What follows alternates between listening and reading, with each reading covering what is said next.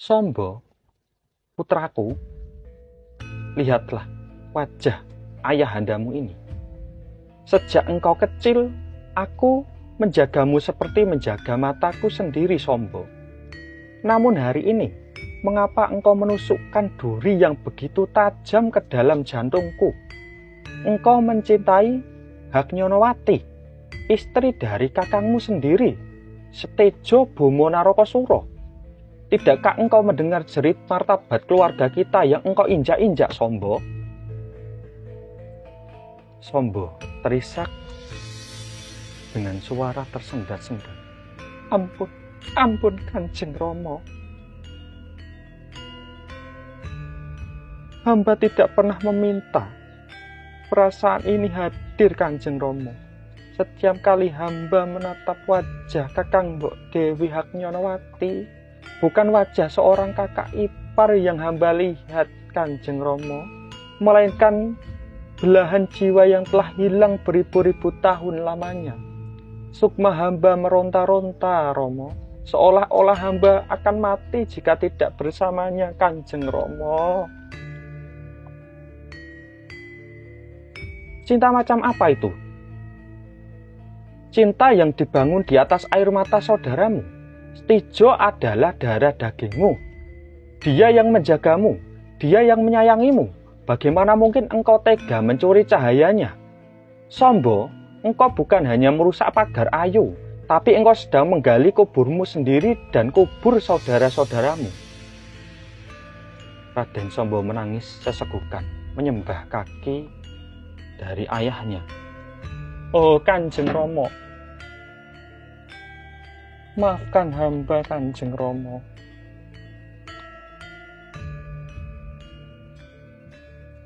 Hamba tidak bermaksud, Kanjeng Rama.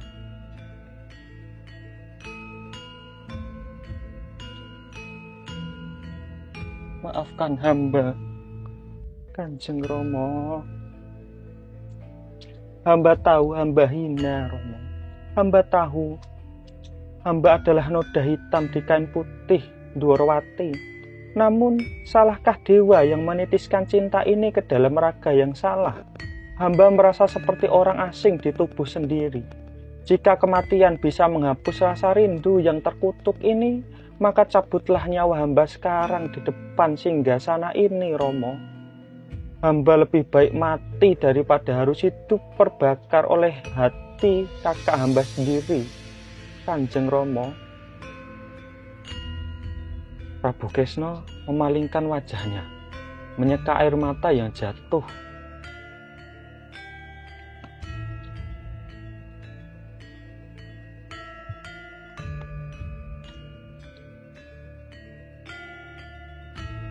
Kematianmu tidak akan menyelesaikan masalah ini, Sombo. Karena luka yang engkau goreskan telah terlanjur dalam. Pergilah sebelum amarah Setejo meledak dan membakar habis jagat raya ini. Namun ketahuilah, mulai detik ini doa seorang ayah akan selalu bertarung dengan kewajiban seorang raja di dalam batinku. Latar tempat berpindah di Istana Traju Tresno. Suasana di dalam Istana Traju Tresno terasa sangat berat. Prabu Setejo Bomo Narokosuro sebenarnya sedang dirundung kecurigaan. Namun rasa cintanya yang buta kepada Dewi Haknyonowati membuatnya rela melakukan apa saja. Dewi Haknyonowati yang sukmanya telah tertambat pada Raden Sombo di Dwarawati, mencari alasan agar bisa terus bertemu dengan kekasih gelapnya. Ia meminta sesuatu yang mustahil, sebuah jalan pintas yang lebar dan lurus dari kerajaan Traju Tresno langsung ke pintu gerbang Dwarawati.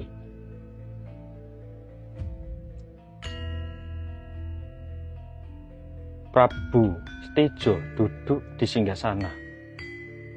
Dewi Haknyonowati bersimpuh di depan Prabu Setejo, namun dengan posisi tubuh yang membelakanginya, menunjukkan hatinya yang tidak lagi untuk suaminya. Dewi Haknyonowati dengan nada manja dan menyembunyikan maksud liciknya. Gusti Prabu,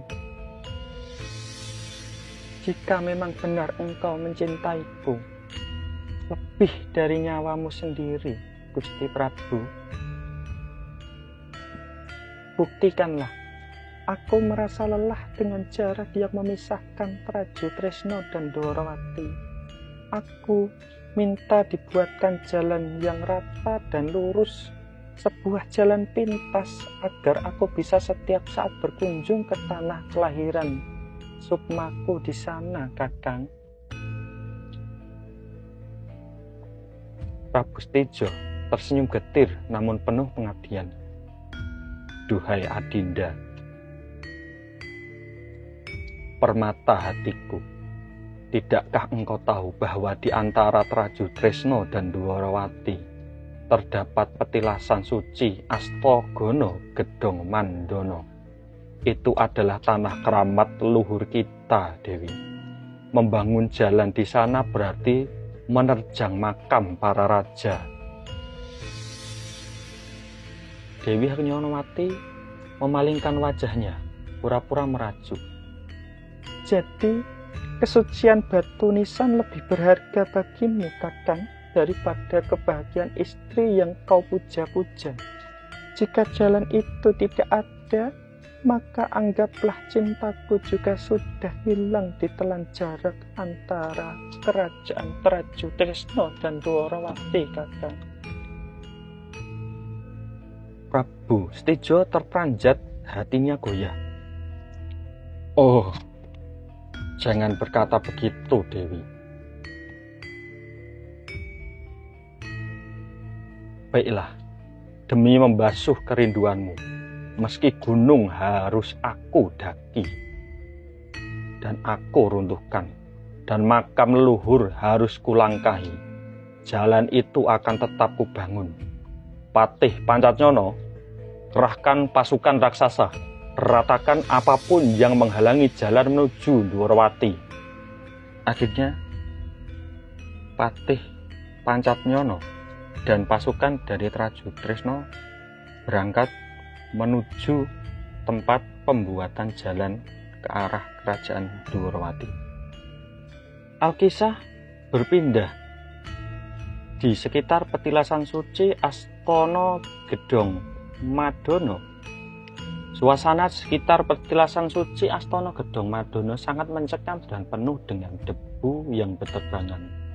Langit yang semula cerah berubah menjadi kelabu, seolah meratapi kehancuran tempat suci yang akan diterjang pembangunan jalan pintas atas perintah Prabu Stijo Bomo Narokasura. Suara riuh rendah alat pertukangan bercampur dengan derap langkah raksasa Traju Tresno yang tidak menghormati kesucian tanah leluhur. Udara tercium anyir oleh darah saat para penjaga makam harus bertaruh nyawa melawan saudara sendiri. Para punggawa prajurit raksasa dari Traju Tresno berdiri dengan congkak dan memegang senjata menghadap ke arah prajurit dari Dwarawati. Raden Widodo dan Raden Gunadewa berada di sebelah kanan, berdiri menghalangi jalan dengan posisi siap membela diri namun terlihat kewalahan. Raden Gunadewa dengan suara gemetar namun tegas. Berhenti! Aku peringatkan kalian. Langkah kaki kalian sudah menginjak nisan para leluhur Mandura dan Dwarawati. Apakah ambisi Prabu Stijo begitu besar hingga ia tega mengubur kehormatan kakek moyangnya sendiri demi sepotong jalan? Punggawa Traju Tresno tertawa meremehkan.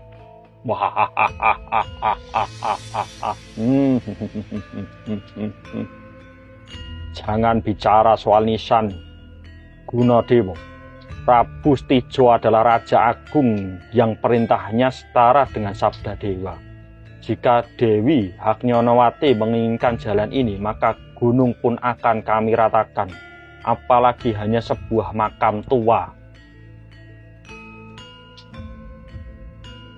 Prabu Stijo, dia kakakku.